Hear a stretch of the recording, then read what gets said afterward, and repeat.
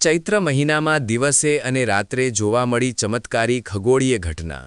આજે દિવસે ભગવાન શ્રી કૃષ્ણની નગરી દ્વારકામાં સૂર્યની આસપાસ ગોળ કુંડાળાનું ખગોળીય દૃશ્ય જોવા મળ્યું હતું, જેને લઈ દ્વારકાવાસીઓમાં ભારે કુતૂહલ સર્જાયું હતું।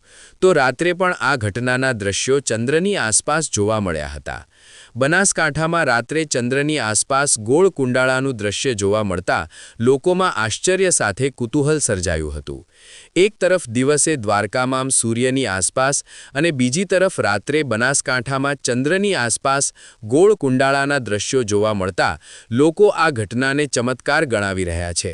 જો કે આ એક ખગોળીય ઘટના છે, પરંતુ એક દિવસમાં રાત્રે સૂર્યની આસપાસ અને રાત્રે ચંદ્રની આસપાસ આવા દૃશ્યો જોવા મળતા લોકો આ ઘટનાને નિહાળી તર્ક વિતર્ક સાથે આશ્ચર્યમાં મુકાયા હતા।